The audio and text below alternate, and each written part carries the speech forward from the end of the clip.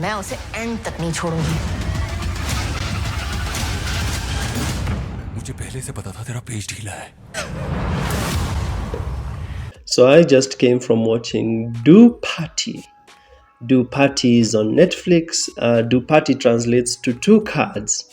It is a 2024 Indian Hindi language romantic thriller film released on Netflix on October 25th, 2024. This is going to be a non-spoiler review of the film.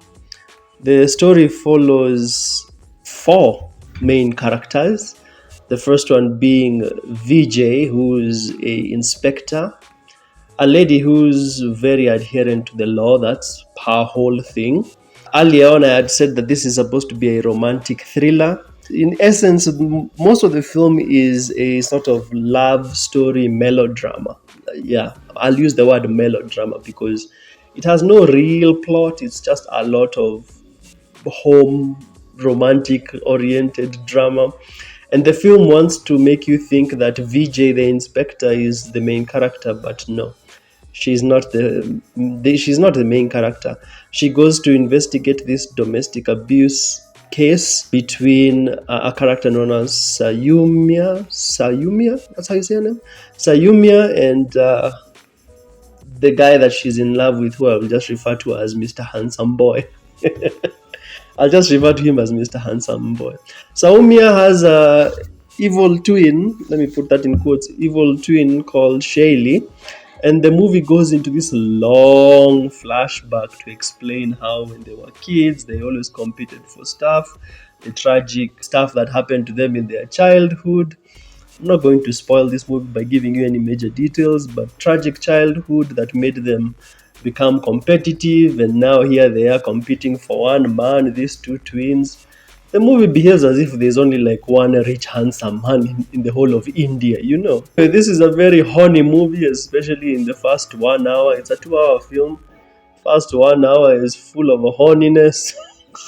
I was watching a certain scene and I was like, Jesus Christ, the two of you should just go get a room already. We cannot go more than 20 minutes in this movie without music from T-series. Good Lord. We cannot go more than 20-25 minutes without some soundtrack from T-series. This evil twin, Shaylee, her character was fun until she becomes quite annoying and very immature. And there's this one very distasteful scene where Sayumia is getting beaten up by Mr. Handsome Boy. It was so extended. There was no need to make it so long and so graphic. I find that it will be so triggering to anyone who finds the topic of abuse to be very triggering in this movie.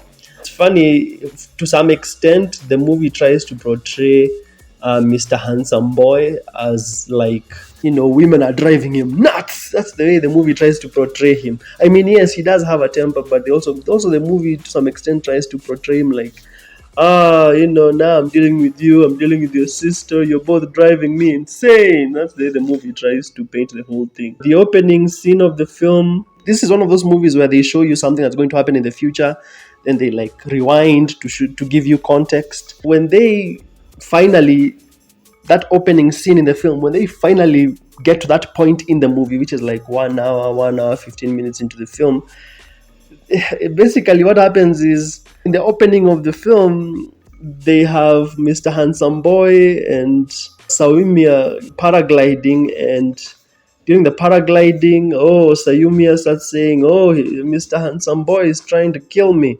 But I found it to be so contrived. In fact, this is a thriller, right? There's a section of the film that becomes thriller. It turns into like a court case.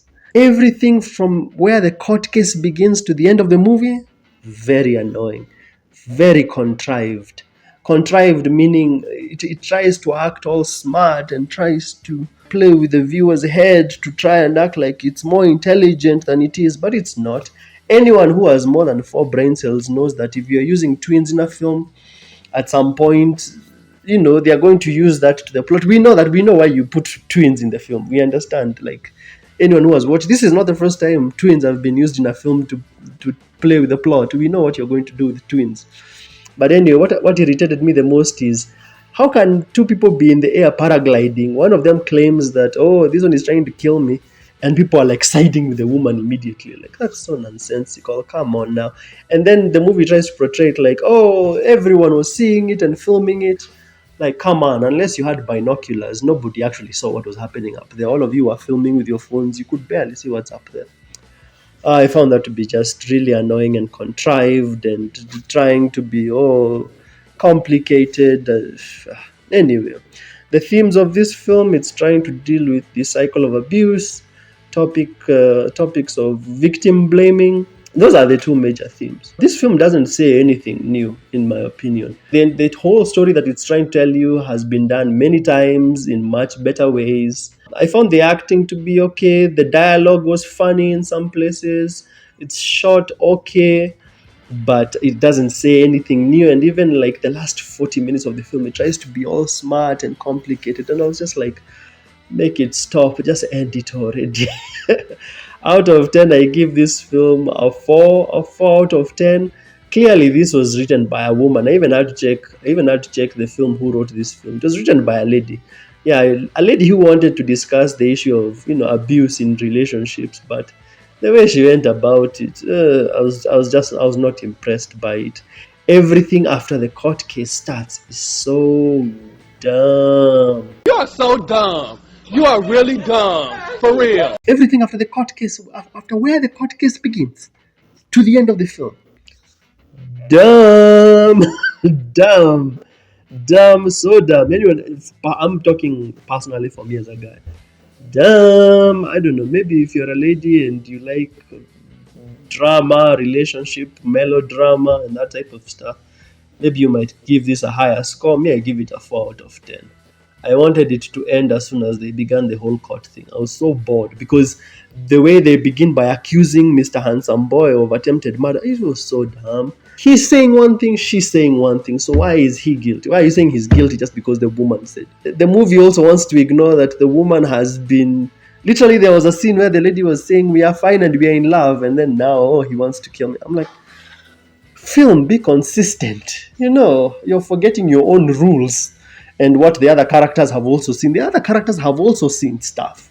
Well, anyway, I give it a 4 out of 10. It doesn't say anything new, and I've seen the topics that it's trying to tackle.